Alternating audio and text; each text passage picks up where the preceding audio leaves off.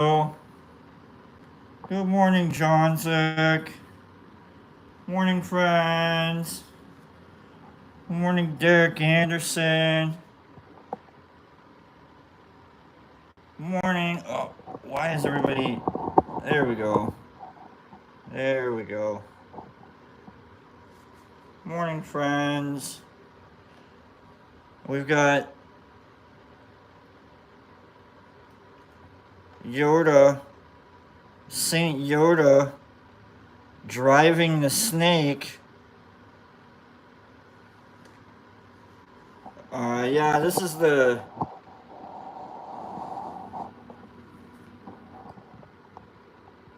That's the, That's probably one of the cooler sets, actually. What's going on? Morning, Catzilla. Morning, Rodman. Yeah, this is it Yavin? What is that? It's not Tatooine. It's not Yavin. Is it Yavin? Where is this? Where is this? I can't think of it right now. John's like, where is this? Morning, Mel. Mel, it's me. It's Brock, not Pops. It's me. Where is this? Yavin? Morning. Naboo? It's not Naboo. It's not Naboo. That's somewhere else, John's like, I know that one. Good morning. Morning, friends. Where is this? Morning, Juan. Morning, friends. Morning, Herbie. Is Herbie here? Morning, Herbie. I didn't see Herbie. Good morning, Lord Divine. Good morning, friends. Good morning. Happy St. Pat... Dagobah! Thank you. Is it Dagobah? Thank you. It's Dagobah. It's not Tatooine. Tatooine's the desert, Derek Anderson. Tatooine's, it's got the Sarlacc pit. Which, apparently, I didn't know this. The Sarlacc pit is actually the mouth of the Sarlacc. I didn't know that.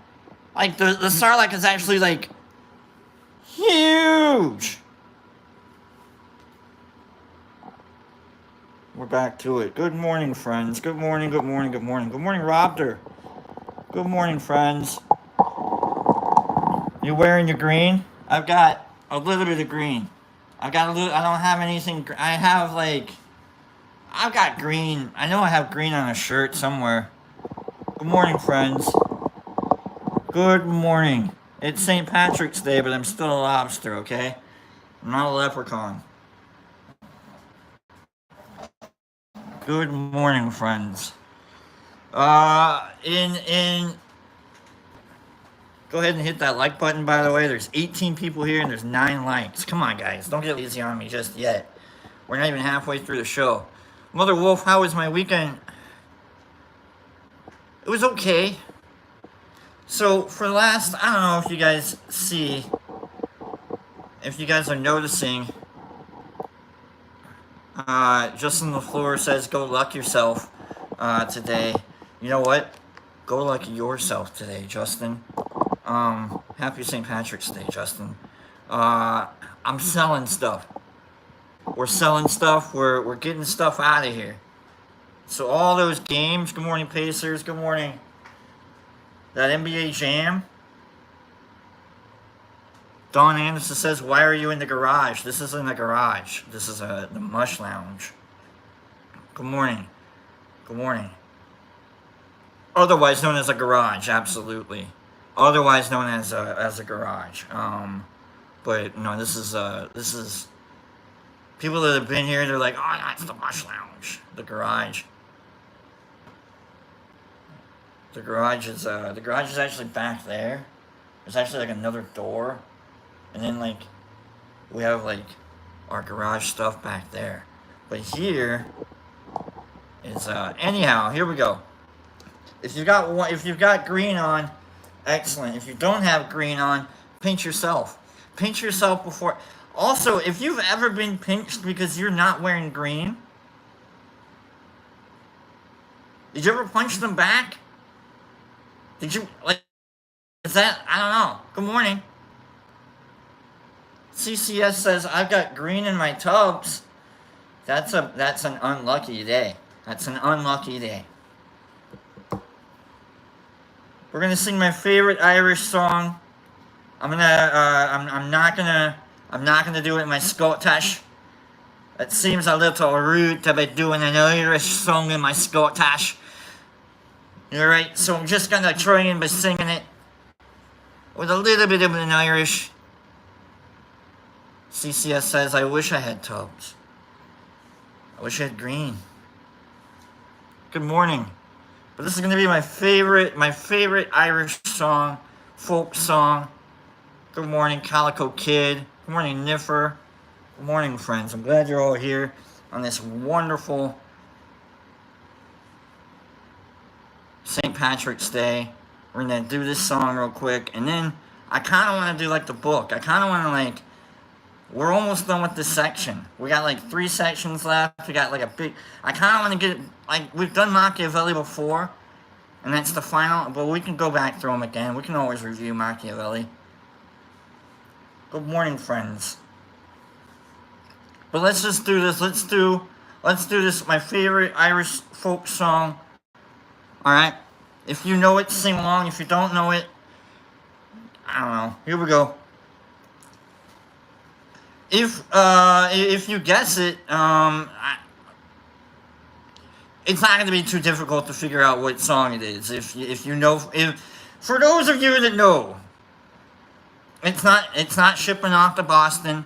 All right, it's not. We're not doing a Dropkick Murphys here. Okay, all right. It's apparently this was written back in '67. Apparently.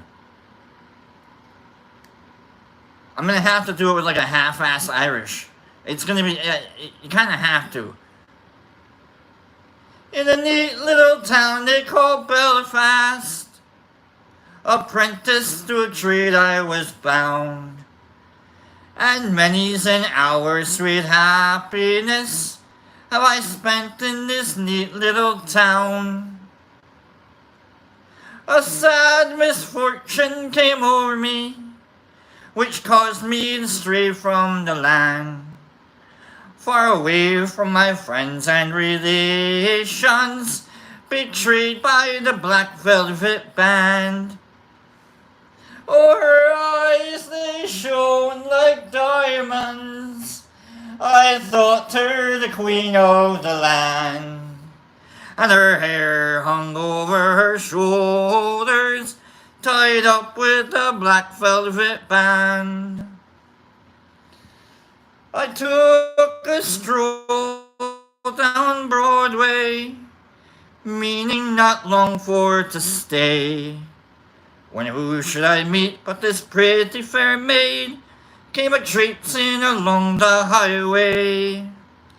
She was both fair and handsome, her neck it was just like a swan's, and her hair as hung over her shoulder, tied up with a black velvet band.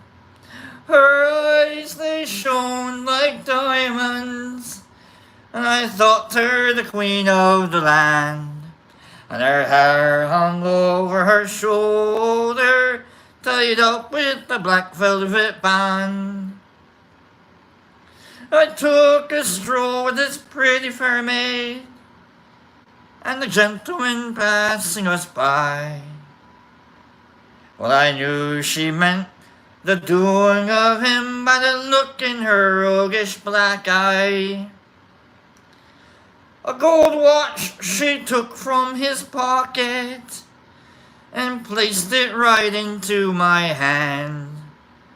And the very first thing I said was, "Bad cess to the Black Velvet Band." Oh, her eyes, they shone like the... This chick just stole a watch from a guy and gave it to you. She's a thief. I thought her the queen of the land. Now you're an accomplice. And her hair hung over her shoulders, tied up with the black velvet band. Before the judge and the jury, next morning I had to appear, And the judge, he said to me, young man, your case is proven clear. Oh crap, I'm in trouble. We'll give you 7 years penal servitude to be spent far away from the land, far away from your friends and companions, betrayed by the Black Velvet Band. This chick that you just fell in love with stole from someone, gave you the goods, and now you're going to jail for 7 years. Her eyes, they shone like diamonds. I thought her the queen of the land, and her hair hung over her shoulders, tied up with the black velvet band. That's my favorite Irish song.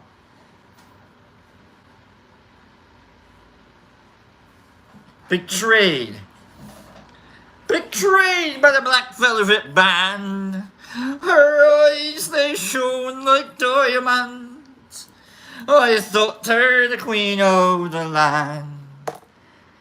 Her hair hung over her shoulder. Thank you, mother. Tied up with the Black Velvet Band.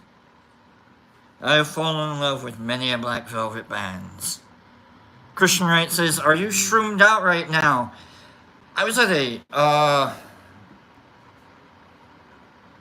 21, 22. I'm at a club. And, I think I was sober for about a year. Maybe a little less than a year. I was at a club. Jamming. Dance club, EDM, techno music. I'm a rave kid. And, early 2000s, when it was peaking, yo. And so, when I was just losing my mind, just into it. And this person comes up to me, and they go, hey, are you on drugs? And I go, no, thank you, though. And they were like, what? And I go, no, I'm not on drugs, but thank you. Because it looks like, I guess I don't need them. You know what I mean? Like, thank you. It looks like I'm having the time of my life right now. I am. And I'm sober. Alright, cool. You know what I mean? So if someone's like, are you on shrooms right now? Yeah, alright. And what do you do for a living? Here I am. Someone asked me, the outdoor. What do I do for a living? Here I am. Doesn't matter? What do you do for a living? You know what I mean? So, anyhow, happy St. Patrick's Day. Her eyes, they shone like diamonds. They called her the queen of the land. Alright, let's get to it. I want to get to the book, folks. I want to get to the book. I feel you, nerd. I feel you, my friend. I feel you. Here I am. What do you do for a living? Here I am. This is what I'm doing. I'm alive. You know what I mean? So, I sell stuff. I sold my games. Sold most of the glass jars that we've used. Seth says, I like your shirt. I like your shirt, Seth.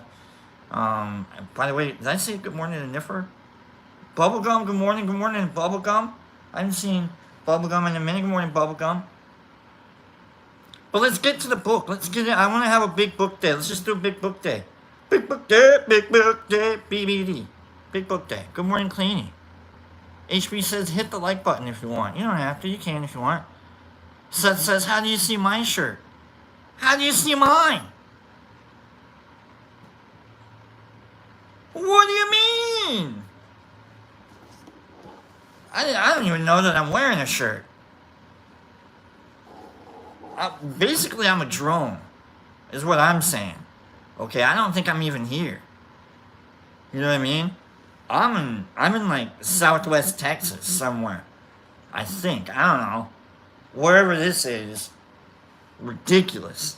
Goofiness. I'm on Dagobah. Obviously. Good morning, friends. Good morning. Let's just get to the book. I want to have a big book day. All right, let's just have a big book day. Big book, big book, big book, big book day. All right, let's do a big book day. Mother Wolf says, why do people always want to know what you want to do? What you do for, I don't know, Mother Wolf. I think, we're just asking questions. People got twitchy fingers. You know what I mean? They're just like, what can we make him read out loud? I don't know. Who knows, Mother Wolf? Big book day. Alright, we're going to get through a bit today. So, chat amongst yourselves. We're going to do, out of the book, the politics book. If, while we're learning about politics, you decide you want to be political and in the way, just realize that you're not being helpful. You're just being in the way. We're trying to learn. We're getting to know about politics instead of being political. Okay? I don't know, Justin. Like, maybe, just, it doesn't matter what your political thinking is. We're learning. We're knowing. I don't care what you believe. I want to know what you know. Okay? Just the facts. And even if, who knows? Okay? If you're trying to be political while we're learning about politics, stop. You don't know enough. You didn't write this book. Your name is not on the front of this book. Shh, quiet. Okay? My name isn't on the front of this book, so no one else is reading my book. I'm reading someone else's book. Okay? Shh, quiet.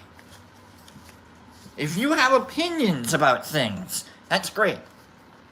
So do I. So does everybody else. Good for you. All right, you're allowed to think. Woo! Good for you. Expressing yourself. You know what I mean? Whatever it is. Either side of any aisle. Why there even is an aisle is really ridiculous. Why do I have to be on the right or left of you? Why can't I just be behind you?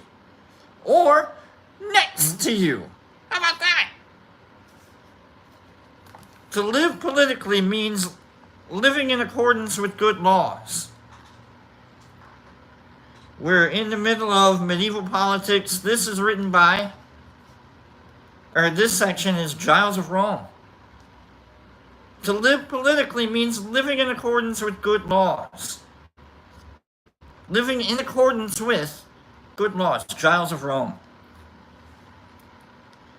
The teachings of the Greek philosopher Aristotle, long ignored in Europe, became accepted by the Church in the 13th century thanks largely to the work of the Dominican priest Thomas Aquinas and his protege, Giles of Rome.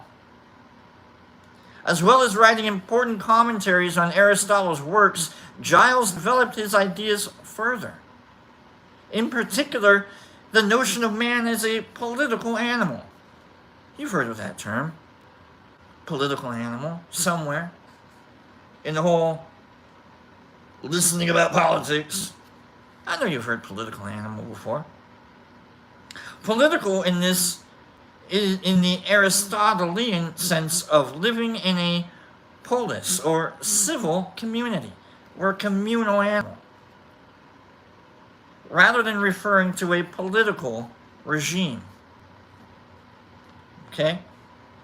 For Giles, being part of a civil society is living politically, and is essential to living a good life according to virtue. This is because civil communities are regulated by laws that ensure and safeguard the morality of their citizens. Giles suggests that good laws should enforce virtues, such as justice. Being a member of society, living politically, requires adherence to these laws. Not abiding by them means living outside of society. It follows that it is the rule of law that distinguishes political life from tyranny.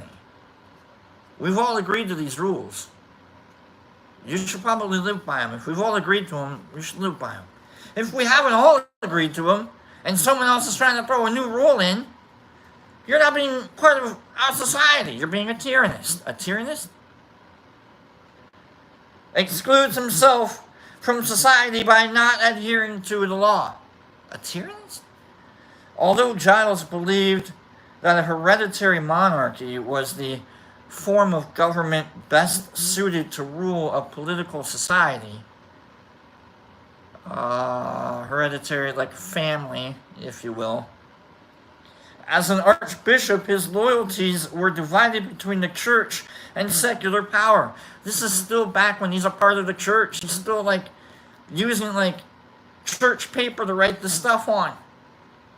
Eventually, he sided with the Pope by declaring that kings ought to be subordinate to the church.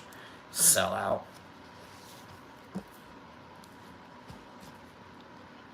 Marsilius of Padua has to say in the next section, the church should devote itself to imitating Christ and give up its secular power. Marsilius of Padua, Italy, I think. As an academic, rather than a member of the clergy, Marsilius of Padua was in a better position than theologians to state openly what many of them believed, that the church and the papacy in particular, the Pope, the dude, the one with the hat in particular, should not have any political power.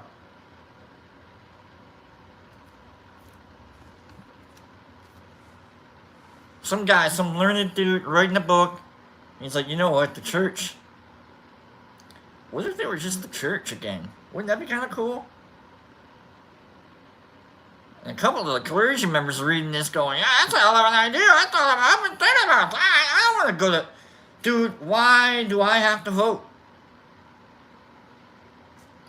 In his treatise, Defensor Pacis, or Defender of the Peace, written in defense of the elected Holy Roman Emperor Ludwig of Bavaria, in his power struggle with Pope John the 22nd,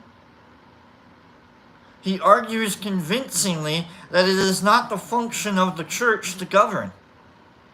He refutes the claim made by successive popes of a God-given plenitude of power, believing that it was destructive to the state. The church is getting in the way, man. Using arguments from Aristotle's Politics, Marsilius describes effective government as originating with the people, who have rights that include choosing a ruler and participating in the legislative process. I don't know how many of you have ever voted in church. No, you have not. Management of human affairs is best conducted by legislation, administered by the people, not imposed by divine law, which even the Bible does not sanction. Christ himself, he points out, denied the clergy any coercive power over people in this world, stressing their role as teachers. Can you imagine your 5th grade teacher standing next to you while you vote for the mayor? The hell does my 5th grade teacher have to... What on earth is the connection between writing my name on the top of a piece of paper so it's easier to grade and whether or not I should pay taxes on my property? Leave me alone, teacher. Get out of here. The church should therefore follow the example of Jesus and his disciples and return political power to the state. The secular state can then better manage the specialty areas of government, such as law and order and economic and military matters, under a ruler chosen by a majority of the people. Marsilius of Padua. I say that laws instituted by election must receive their necessary approval from the same primary authority. What do you mean the church is telling me what my vote means? What am I even voting for? Wow. The beginning of the assertion of the power of vote. I like it. That was way back. When was that? 1275 to 1343. Separation of church and state. Next section. Government prevents injustice other than such as it commits itself. We're doing the best we can behind your backs. We gotta do some crazy shit so you don't have to do any crazy shit. We're breaking the laws to make laws. Government prevents injustice other than such as it commits itself. Described by British anthropologist Ernest Gellner as the best definition of government in the history of political theory, Ibn Khaldun's assertion that government prevents injustice other than such as it commits itself could be taken for a cynical modern comment on political institutions, or for the realism of Machiavelli. He's next. In fact, this definition lies at the heart of an innovative 14th century analysis of the causes of political instability. 600 years ago. 600 years ago.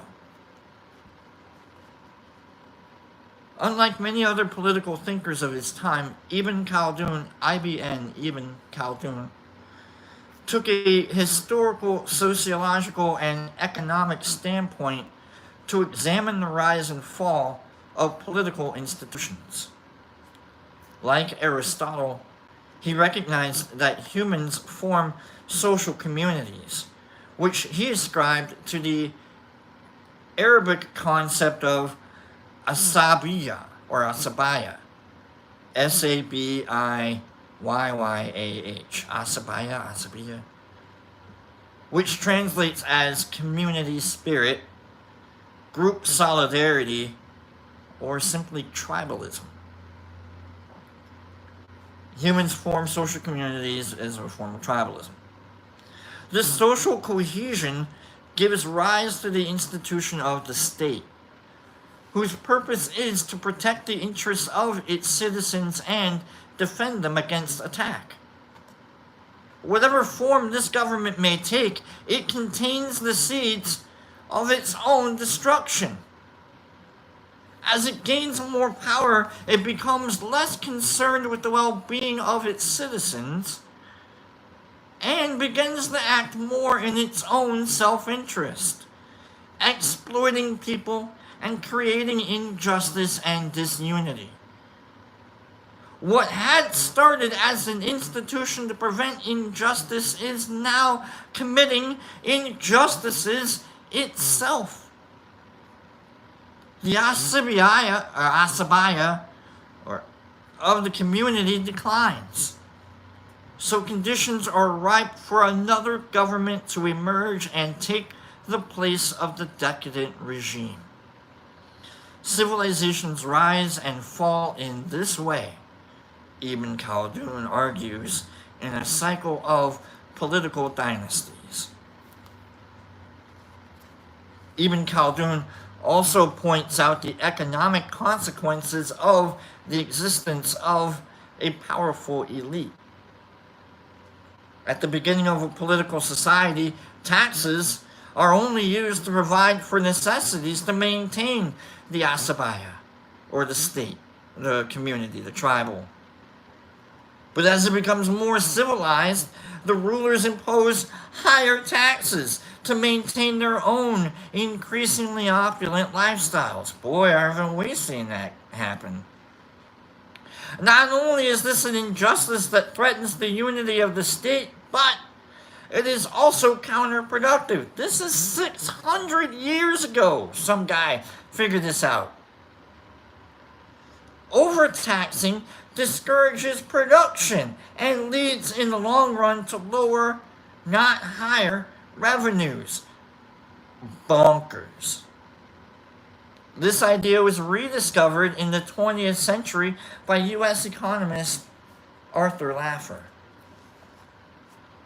Ibn Khaldun's theories on the division of labor and the labor theory of value also predate their discovery by mainstream economists. This guy knew what the hell he was doing. And it took us 600 years to be like, oh, wait a second. Wow. Although he believed that the continuous cycle of political change was inevitable, Ibn Khaldun saw some forms of government as better than others. For him, asabaya is better maintained under a single ruler, one person, such as a caliph in an Islamic state, which has the added benefit of religion to give social cohesion. It is maintained least satisfactorily under a tyrant.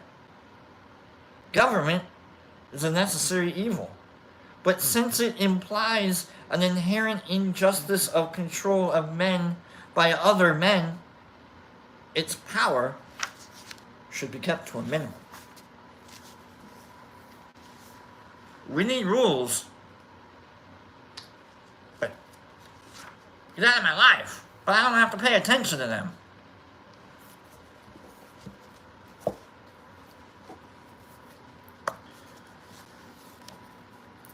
We need rules, but wouldn't it be cool just not have to pay attention to them?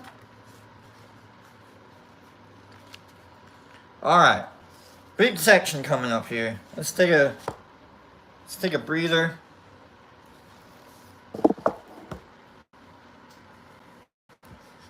Take a breather here.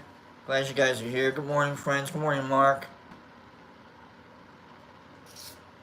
Good morning, friends. Doing a big book day. We just went through quite a few. Favorite football team? For college football, it's Nebraska Cornhuskers. For professional football, it's the I know they're from LA now, but it's the San Diego Chargers. So Rodman, it's all right, man. If you're getting lost, don't worry about it. You can just you can don't worry about it. Don't worry about it, Rodman. It's all right. Here we are, big book day. So yeah, Huskers and Chargers. Those are my two teams. I've almost gotten to a couple fights over the Chargers and the Huskers. I don't think I've seen them lose. I don't think I ever saw them lose. So, oh boy, here we go. Safety meeting. Let's do that. Let's clean an alternator, shall we? Here we go. Got an alternator here. Good morning, friends. Happy St. Patrick's Day. Are you wearing your green? If you're not wearing your green, and someone comes by and pinches you, I think you can slug bug green them back.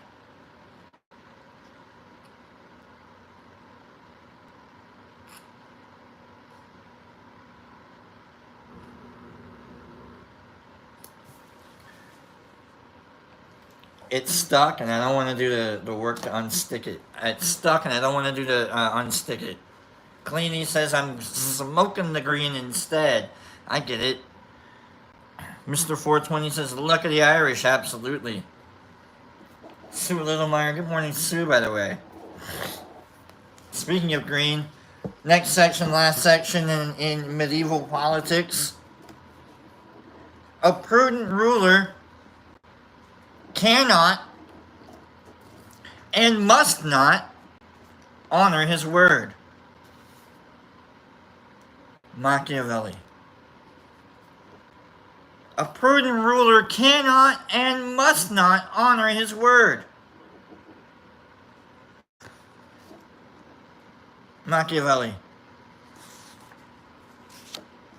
It's the end of medieval politics. This will be the last part of medieval politics, and we'll get into rationality and enlightenment, which is which leading into revolutionary England and France and America. So, but here we go. Machiavelli said, and I don't know if I'm quoting it. I think it might be a quote. I don't think it's a quote. A prudent ruler cannot and must not honor his word. Written by probably the best known and most often misunderstood of all political theorists, Niccolo Machiavelli's work gave rise to the term Machiavellianism, or Machiavellian. If you were to ask me, between all of us, what I attribute or what I ascribe to, I'm a bit more of a Machiavellian than I think anybody would really, and then I think you'd be surprised by. Which epitomizes the manipulative, deceitful, and generally self-serving politician who believes that the end justifies the means, whatever it takes. However, this term fails to encapsulate the much broader and innovative political philosophy Machiavelli proposed in the treatise The Prince. Machiavelli lived in turbulent political times at the beginning of the period that would come to be known as the Renaissance. Let me say that one more time without any flair or sounding like a goofball. Machiavelli lived in turbulent political times at the beginning of the period that would come to be known as the Renaissance. The Renaissance. What an a-hole. This was a turning point in European history, when the medieval concept of a Christian world ruled with divine guidance was replaced by the idea that humans could control their own destiny. As the power of the church was being eroded by Renaissance humanism, prosperous Italian city-states, such as Machiavelli's native Florence, had been established as republics, but were repeatedly threatened and taken over by rich and powerful families, such as the Medicis, seeking to extend their influence. Through his first-hand experience in public office for the Florentine Republic as a diplomat, and influenced by his study of classical Roman society and politics, Machiavelli developed an unconventional approach to the study of political theory. Rather than seeing society in terms of how it ought to be, Machiavelli tried to go directly to the effectual truth of the thing, rather than to the imagination of it. Instead of doing what-ifs, Machiavelli did what is, meaning that he sought to get to the heart of the matter and treat politics not as a branch of moral philosophy or ethics, but rather in purely practical and realistic terms. Basically, how can I break the rules successfully? Unlike previous political thinkers, he does not see the purpose of the state as nurturing the morality of its citizens, but rather as ensuring their well-being and security. All I need to do is make sure you have a house. I don't care what you do in that house. Consequently, he replaces the concepts of right and wrong with notions such as usefulness, necessity, success, danger, and harm. By placing utility above morality, his ideas for the desirable qualities of a successful leader are based on effectiveness and prudence, rather than any sort of ideology or moral rectitude. I'm going to do whatever it takes to be the best leader that you people want / need. At the center of his political philosophy is the Renaissance idea of viewing human society in human terms, completely separated from the religious ideals imposed by the Christian church. I don't want to know what God has to say. I want to know what my mom has to say. My mom says I'm a good person. My mom says you're a good person. To achieve this, his starting point is an analysis of human nature based on his observations of human behavior throughout history, which brings him to the conclusion that the majority of people are, by nature, selfish, short-sighted, fickle, and easily deceived. Short-sighted meaning, who cares what your mom has to say? Does the mayor of the town like you?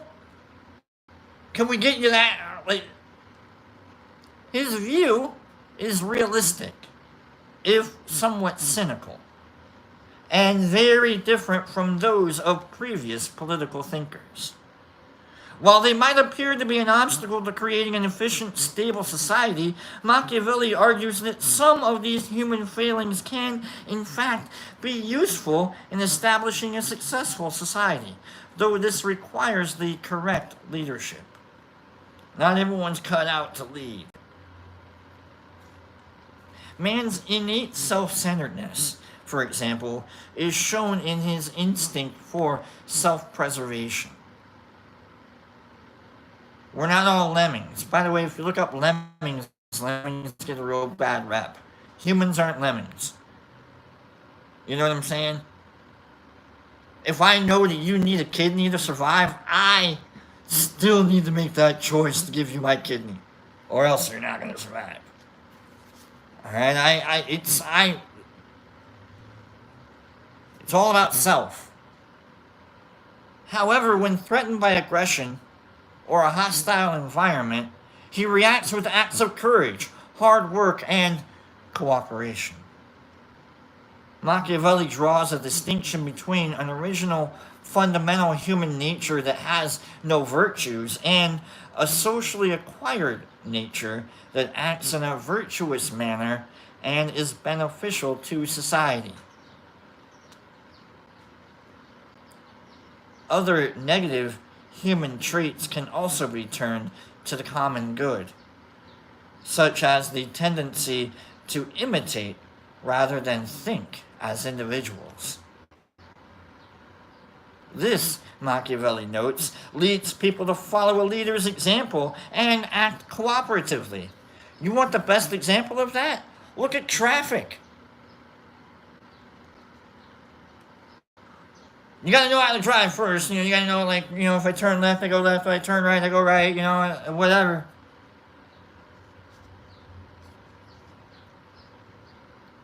But typically, unless you're like a complete a-hole, you're kind of driving around like the same, like you're following the speed of traffic. Maybe, you turn here. I gotta turn there.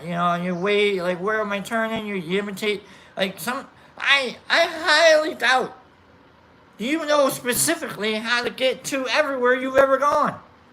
I truly believe you've watched someone pull into a driveway and gone, oh, that's the driveway I pull into. And then you pull into that one. Qualities such as selfishness, manifested in the human desire for personal gain and ambition, can be a powerful driving force if channeled correctly, and are especially useful personal qualities in a ruler. The two key elements to transforming the undesirable original human nature into a benevolent social nature are social organization and what Machiavelli describes as prudent leadership. Let's not get into the chicken and egg thing. We have social organization now. So let's just go with the social organization that we have now. Alright, so let's not, well, where's the organization coming from? No, we have it now, so let's work with it. Machiavelli's famous and now infamous treatise, The Prince, was written in the style of the practical guides for leaders known as mirrors of princes, which were common in the Middle Ages and the Renaissance. So people were writing pamphlets. They had their own, like, I got ideas on how, and the princes were like, let's read that one. Machiavelli's like, hey, I got this one thing. You want to check this out real quick? The Prince, little pamphlet. It is addressed to a new ruler, anyone. And it is dedicated to a member of the powerful Medici family, with advice on how basic human nature can be engineered and manipulated for the good of the state. Later interpretations, however, hint that Machiavelli was using the genre somewhat cleverly by exposing to a wider audience the secrets already known to the ruling classes. Basically, all the conversations that happen in the back rooms. Look at these schmucks. Look at the sheep. How are we going to control the sheep? I don't know, man. Niccolo wrote them all out. Having explained man's essentially self-centered but malleable nature, he then turns his attention to the qualities that are necessary for a ruler to govern prudently. Machiavelli gave all the secrets out. You guys are being ruled, and here's how. Confusingly, Machiavelli uses the word virtua to describe these leadership qualities, but this is very different from our modern idea of moral virtue, as well as the concept of virtue as understood by the church. Machiavelli was a Christian, and as such he advocates Christian virtues in day-to-day life, but when dealing with the actions of a ruler, he believes that morality must take second place to utility and the security of the state. Emotions don't mean anything right now. In this respect, his ideas hark back to the Roman quality of virtue, embodied by the military leader who is motivated by ambition and the pursuit of glory. Properties that are almost the exact opposite of the Christian virtue of modesty. Dude, chill out, guy. Machiavelli notes, however, that these motivations are also a manifestation of human nature's inherent self-interest, and similarly can be harnessed for the common good. Oh, you want to be the best, do you? Well, why don't you be the best for all of us? You want to be the best of us for us. Okay, let's figure that out. Machiavelli takes the analogy between military and political leaders further, pointing out other aspects of virtue, such as boldness, discipline, and organization. He also stresses the importance of analyzing a situation rationally before taking action, and basing that action not on how people should ideally behave, but on how they will behave, meaning in their own self-interest. In Machiavelli's opinion, social conflict is an inevitable result of the selfishness of human nature, which is in contrast to the medieval Christian view that selfishness was not a natural condition. So Machiavelli says humans were selfish creatures. In order to deal with this selfishness, a leader needs to employ the tactics of war. Although Machiavelli believes that to a large extent man is master of his own fate, he recognizes that there is also an element of chance at play, which he refers to as fortuna. The ruler must battle against this possibility, as well as against the fickleness of human nature, which also corresponds to fortuna. He sees that political life in particular can be seen as a continuous contest between the elements of virtue and fortuna, trying the best you can with all the craziness of humans, and in this regard is analogous to a state of war. Always be on your guard for someone trying to take advantage of you. Take advantage of them before they take advantage of you. By analyzing politics using military theory, Machiavelli concludes that the essence of most political life is conspiracy, doubt. Always watching, paying attention, always on guard.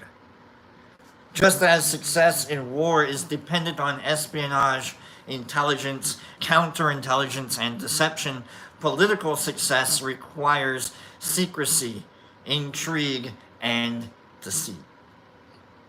The idea of conspiracy had long been known to military theorists and was practiced by many political leaders, but Machiavelli was the first in the West to explicitly propose a theory of political conspiracy.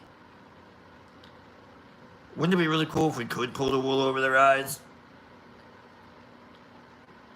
Deceit was considered contrary to the idea that a state should safeguard the morality of its citizens, and Machiavelli's suggestions were a shocking departure from conventional thinking.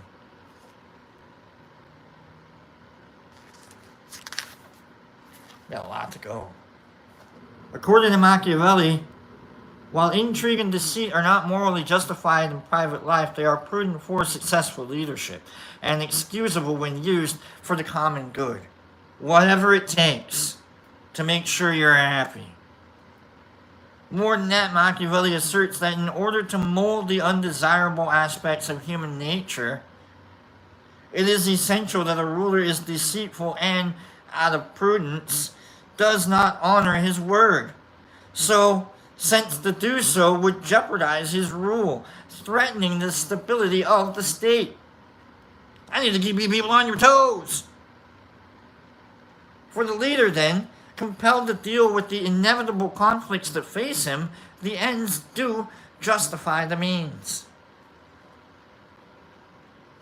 If I create chaos before you create chaos, I control the chaos. A prince's success as a ruler is judged by the consequences of his actions and their benefit to the state, not by his morality or ideology. As Machiavelli puts it in The Prince, in the actions of all men, especially princes, where there is no recourse to justice, the end is all that counts. A prince should only be concerned with conquering or maintaining a state, for the means will always be judged to be honorable and praiseworthy by each and every person, because the masses always follow appearances and the outcomes of affairs, and the world is nothing other than the masses.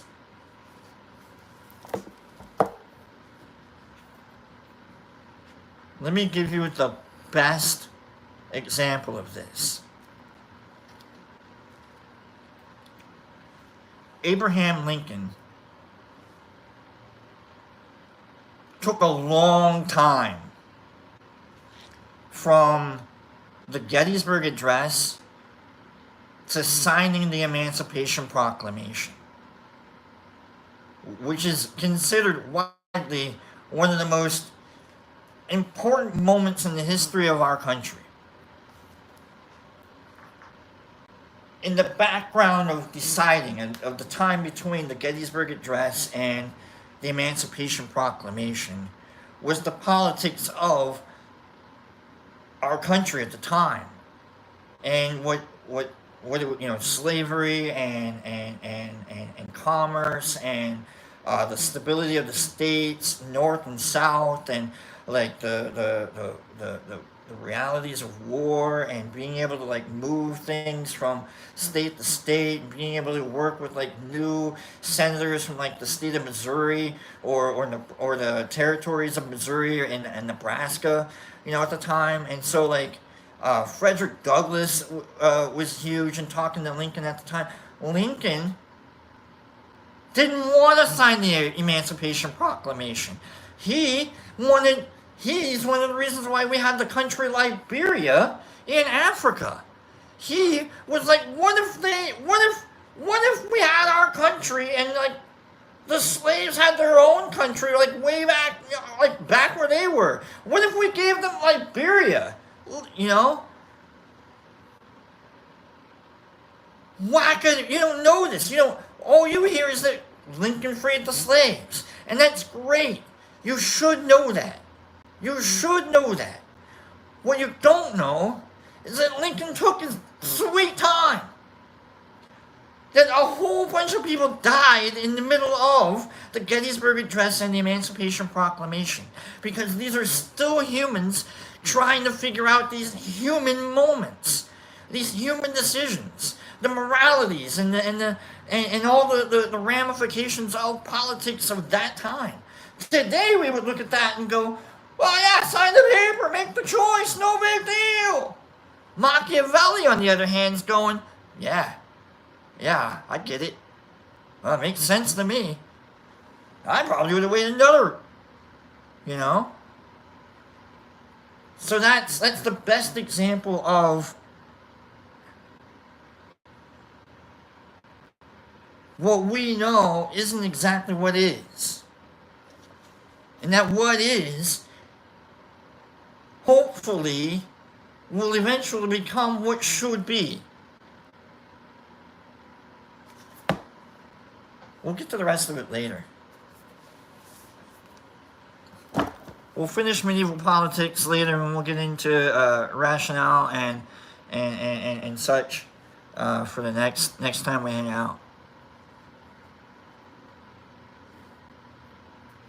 Folks, I love you guys. On Instagram, check out, if you're part of our Instagram chat group, Red Boy, it's good to see you, my friend. Justin, yeah, it's an hour already, friend.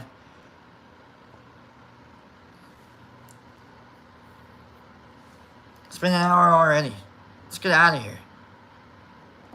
John's like, it's cool to learn about how politics were in history and leading up to now, right? All the books being written.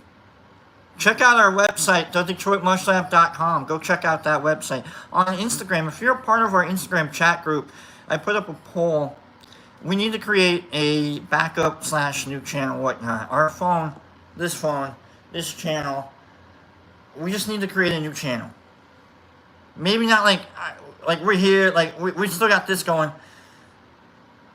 But we need to create. If you're a part of our Instagram, go check out and vote on our Instagram. We still got this channel going. Nothing's wrong with this channel necessarily. But we need to create a backup channel. And I need a new name, and we need to create it soon. And we need 50 subscribers to our new one. My channel, my backup, we're not even at 50 yet. We're only at 47. T with Brock. T underscore with underscore at B, or T, at T underscore with underscore B. We're at 47. I'm still trying to get 3 more people so I can go live on that. But we need to create a new channel for Pops, another backup, just in case. One that we have control over. Okay? So, go check it out on Instagram. Vote. Give us some ideas. Johnsick, thank you. That's my channel, Johnsick, the T underscore with underscore B. Go there. Go to Instagram. Go look me up.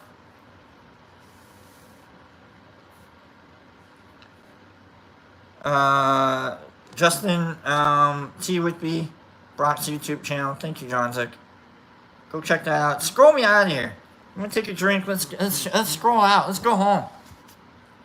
Go home. Let's go home. Melody, you don't have to. If you're not on Instagram yet, don't do that. You don't have to. Instagram's the devil. All right. If you don't have Instagram, don't worry about it. Don't worry about it. Okay.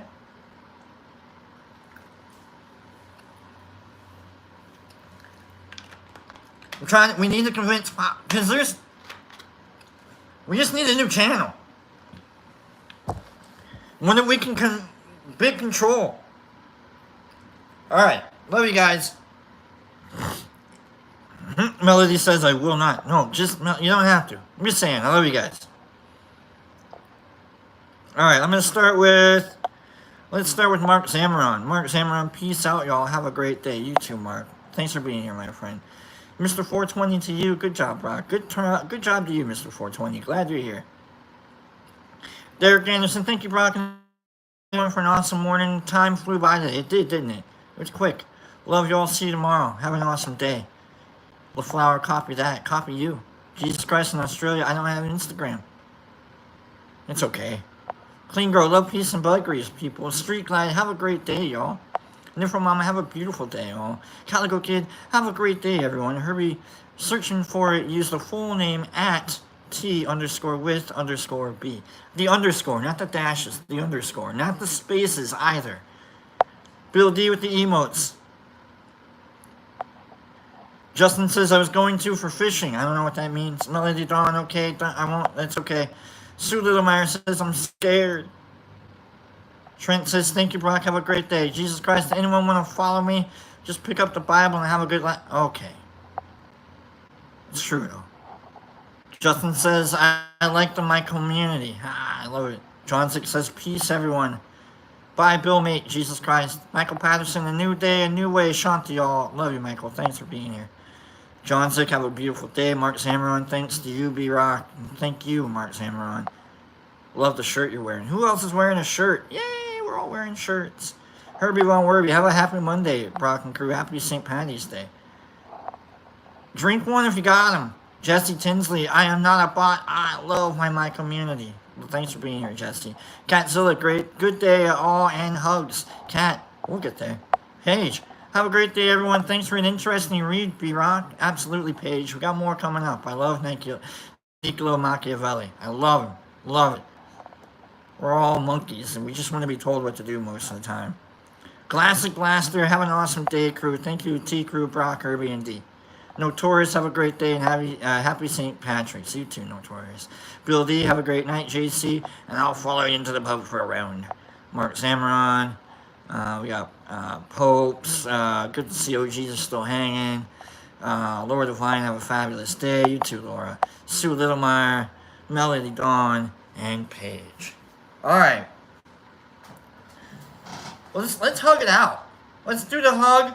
Alright, let's get the green showing for the St. Patty's Day hug. Hold on, we got the green showing. Alright, we got a little bit of green going there. Alright, it's a little green G green. Alright, let's do a hug. Remember, if you give a hug, you get one back. It's a weird little thing. It happens. Okay, so we're just everybody like on the count of three, we're all gonna hug. You put your left hand here, you put your right hand here. Okay, and so like on with pants, Jesus Christ, even though I can't, it doesn't even look like I'm wearing pants. It's fine, I'm not wearing pants. On the count of three, we'll hug it out and then we'll go home. Okay, on the count of three, remember it's 1, 2, 3, hug, and then and then we'll hug. Okay, 1, 2, stop hugging already, Sue. Chill out, chill out. All right. 3. Oh, there it is. There it is. Oh, yeah. Oh, there it is. All right, Sandy, I see you, man. I'm hugging you. Oh, there's the hug. Oh, all right, folks. Let's get out of here. We'll see you guys soon.